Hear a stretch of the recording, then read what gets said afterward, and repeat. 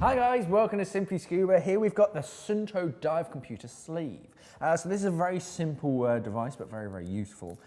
So if you just bought a brand new dive computer, you typically slap it on your wrist, you go diving, but as soon as you do that giant stride entry, you're always worried about the dive computer. Is it tight enough? Is it going to slip off your wrist? And even after you've sort of had your dive computer for a long time, it tends to kind of move around sometimes, especially if your dry suit or your wetsuit starts to compress at depth. So this is made to combat that.